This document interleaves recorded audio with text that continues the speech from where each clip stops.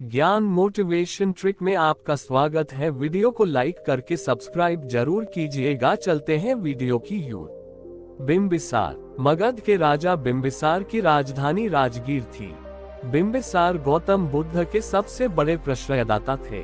वे 15 वर्ष की आयु में राजा बने और अपने पुत्र अजातशत्रु संस्कृत अजातशत्रु के लिए राजपाट त्यागने से पूर्व 52 वर्ष इन्होंने राज्य किया। राजा पसेंडी की बहन और कोसल की राजकुमारी इनकी पत्नी और अजातशत्रु की मां थी। खेमा, सीलव और जैसेना नामक इनकी अन्य पत्नियां थीं। विख्यात वारांगना अम्बापाली से इनका विमल कोंडन नामक पुत्र भी था। सुत्तनेपात अठ्ठकथा के पब्बज सुत्त के अनुसार इन्होंने सयासी गौतम का प्रथम दर्शन पांडव पर्वत के नीचे अपने राजभवन के गवाक्ष से किया और उनके पीछे जाकर उन्हें अपने राजभवन में आमंत्रित किया। गौतम ने इनका निमंत्रण अस्वीकार किया तो इन्होंने गौतम को उनकी उद्देश्य पूर्ति हेतु शुभकामनाएं दी और बुद्धत्व प्राप्ति के उपरांत उन्हें फिर से राजगीर आने का निमंत्रण दिया। तेभतिक जटिल के परिवर्तन के बाद बुद्ध ने राजगीर में पदार्पण करके अपना वचन पूरा किया। बुद्ध और उनके अनुयायी राजकीय अतिथियों की भांति राजगीर आए। बुद्ध और उनके अनुयायियों के लिए वेलुवन उद्यान दान में देने के अपने प्रण की पूर्ति दर्शाने के लिए बिंबिसार ने बुद्ध के हाथ स्वर्ण कलश के पानी से धुलवाए। अपिच आगामी 30 वर्षों तक बिंबिसार बौद्ध धर्म के विकास में सहायक बने। बिंबिसार का अंत बड़ा दारुण हुआ। ज्योतिषियों की इस भविष्यवाणी के बाद भी कि उनका पुत्र अजातशत्रु उनके लिए अशुभ सिद्ध होगा। उन्होंने उसे बड़े लाड प्यार से पाला। बुद्ध को राजा द्वारा दिए गए प्रश्रय से देवदत्त बहुत द्वेष करता था और उसी के दुष्प्रभाव में आकर अजातशत्रु ने अपने पिता की हत्या का षड्यंत्र रचा, जिससे उसकी प्रतिष्ठा और धूमिल हो गई। षड्यंत्र का पता चलने और पुत्र की राज्य लिप्सा की तीव्रता को देखकर बिंबिसार ने स्वयं ही राज्य त्याग कर दिया और अजातशत्रु राजा बन गया। परंतु देवदत्त द्वारा पुनः उकसाए जाने पर नए राजा ने बिंबिसार को बंदी बना लिया। चूंकि बिंबिसार को केवल भूखा रखकर ही मारा जा सकता था, उन्हें एक गर्म कारागार में भूखा रखा गया। खेमा, अजातशत्रु की मां के अतिरिक्त किसी को उनसे मिलने की अनुमति नहीं थी। पहले खेमा अपने परिधान में एक सुवर्ण पात्र में भोजन छिपा कर ले गईं।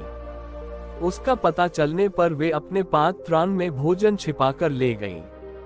उसका भी पता चल गया तो उन्होंने अपने शिरो वस्त्र मोली में भोजन छिपाकर ले जाना चाहा। उसका भी पता चला गया तो वे सुगंधित जल में स्नान करके अपनी देह को मधु से लेप कर गईं, जिससे वृद्ध राजा उसे चाट ले और बच जाए। पर अंततः ये भी पता चल गया और उनका भी प्रवेश निषेध कर दिया गया। फिर भी चल ध्यान योग से बिंबिसार जीवित रहे। जब पुत्र को पता चला कि पिता यूं सरलता से प्राण त्याग नहीं करेंगे तो उसने कारागार में कुछ नायों को भेजा। बिंबिसार ने सोचा कि अंततः पुत्र को अपनी भूल का अनुभव हुआ और वह पश्चाताप कर रहा है। अतः उन्होंने नायों से अपनी दाढ़ी और बाल काटने को कहा ताकि वे भिक्षुवत जीवन यापन कर पाए। पर नहीं, उन नायों को इसलिए भेजा गया था ताकि वे बिंबिसार के पैरों को काटकर उनके घावों में नमक और सिरका डाल दें और तत्पश्चात उन घावों को कोयलों से जला दें। इस प्रकार बिंबिसार का चल ध्यान रोक दिया गया और वे दुखद मृत्यु को प्राप्त हुए। नंद कुमार, बुद्ध के सौतेले भाई तथा उनकी माता की छोटी बहन के पुत्र नंद जिस दिन जनपद कल्याणी के साथ परिणय सूत्र में बंधने वाले थे, उसी दिन बुद्ध उनके महल में पहुंचे। फिर उनसे अपने भिक्षाटन के कटोरे को उठा अपने साथ अपने विहार ले आए।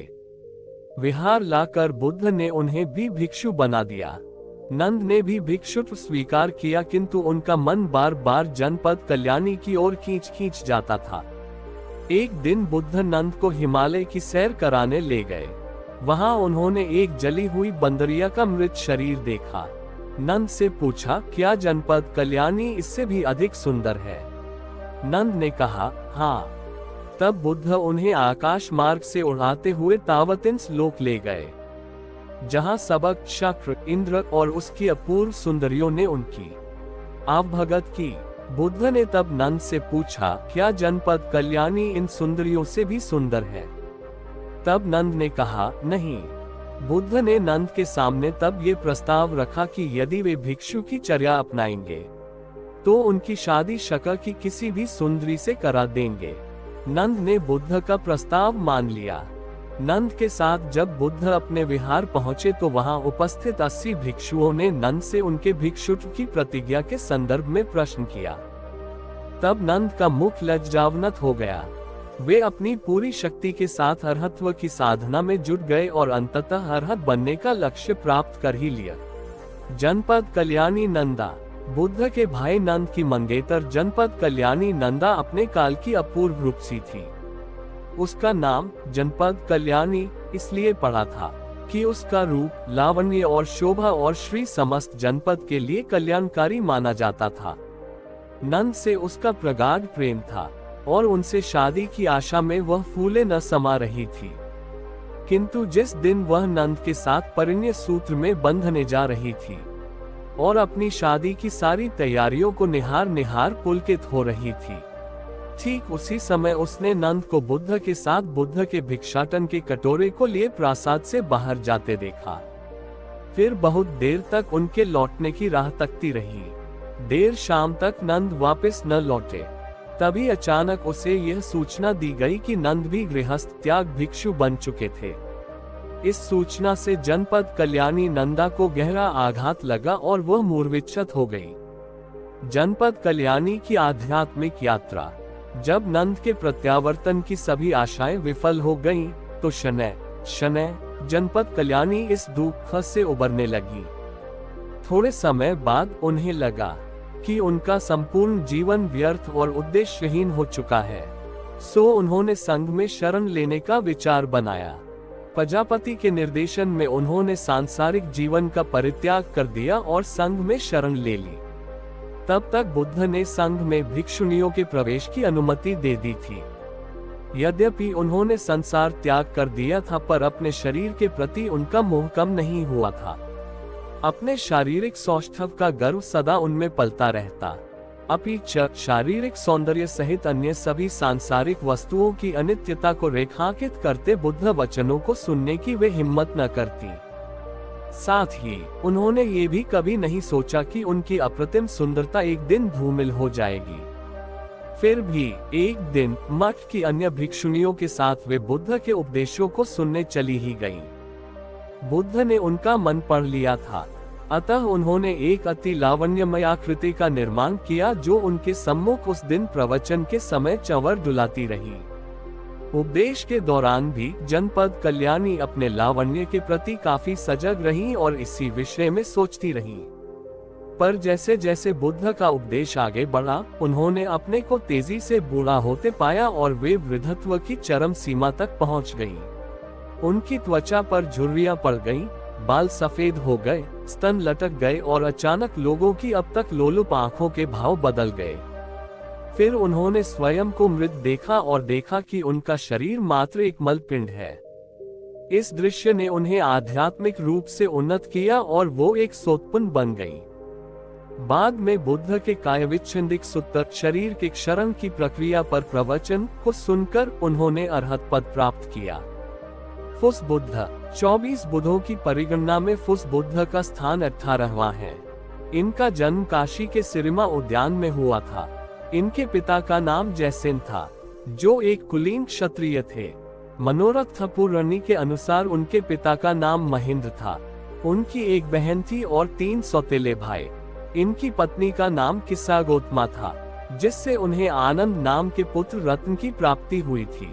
परंपरा के अनुसार उनकी लंबाई 58 हाथों की थी तथा वे गरुड़, हंस तथा सुवमनभार नामक 3 प्रासादों में 6000 वर्षों तक रहे। एक हाथी पर सवार हो उन्होंने गृहस्थ जीवन का परित्याग किया था एवं 6 वर्षों के तप के बाद उन्होंने संबोधि प्राप्त की। संबोधि के ठीक पूर्व उन्होंने एक श्रेष्ठी कन्या सिरिवड्ढा के हाथों खीर और सिखिवडग नामक एक सयासी द्वारा प्रदत्त घास का आसन ग्रहण किया था। एक आमंद आमलक वृक्ष के नीचे विद्या बोधि की प्राप्ति की। सुखित और धम्मसेन उनके प्रमुख शिष्य थे तथा साला और उपसला उनकी प्रमुख शिष्याएं। संजय, धनंजय तथा विसारक उनके प्रमुख उपासक थे, तथा पदुमा और नागा उनकी प्रमुख उपासिकाएं। उपर्युक्त दोनों महिलाएं उनकी मुख्य प्रश्रयदा थीं। उन दिनों बोधिसत्व अरिमंद नामक स्थान में उत्पन्न हुए थे। तब उनका नाम निजजितावी था। 90,000 वर्ष की अवस्था में उन्होंने सेताराम सोनाराम में परिनिर्वाण की प्राप्ति की। तत् उनके अवशेष बिखेर दिए गए थे। विपसी बुद्ध, पाली परंपरा में विपसी 19वें बुद्ध माने जाते हैं। उनका जन्म बंधुमती के खेम उद्यान में हुआ था। उनकी माता का नाम भी बंधुमती था। उनके पिता का नाम बंधुम था, जिनका गोत्र कोंडन्य था। उनका विवाह सूतना के साथ हुआ था, जिससे उन्हें संवत्संग नामक पुत्र की प्राप्ति हुई थी। एक रथ पर सवार हो उन्होंने अपने गृहस्थ जीवन का परित्याग किया था।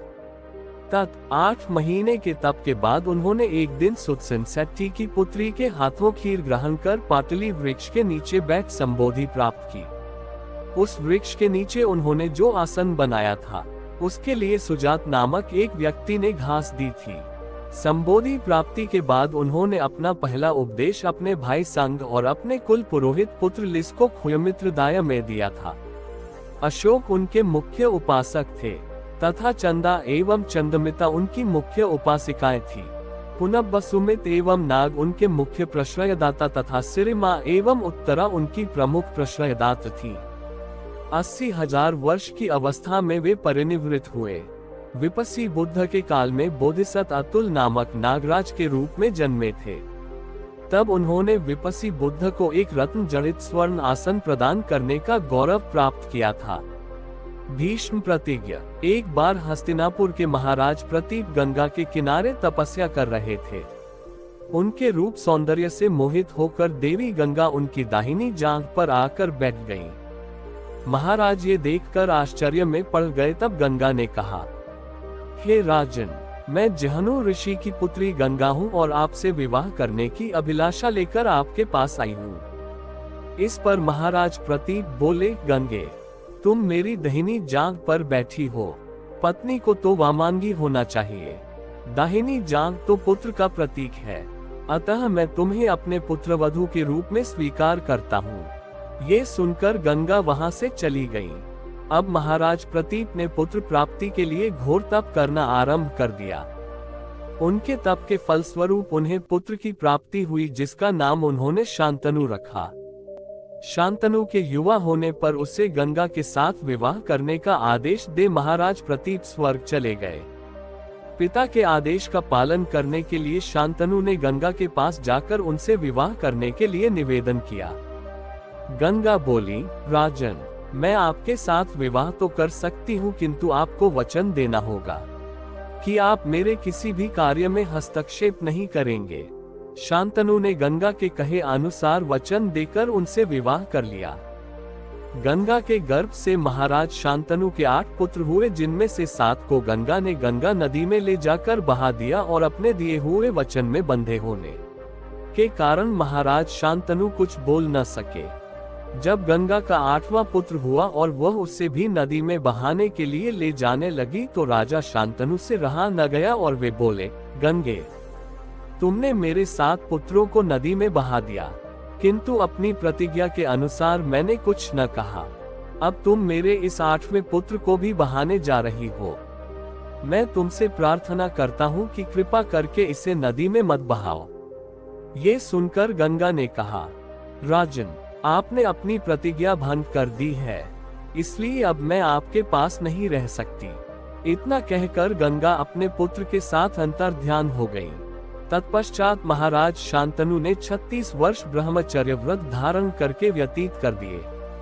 फिर एक दिन उन्होंने गंगा के किनारे जाकर गंगा से कहा, गंगे, आज मेरी इच्छा उस बालक को देखने की हो रही है जिसे तुम अपने साथ ले गई थी।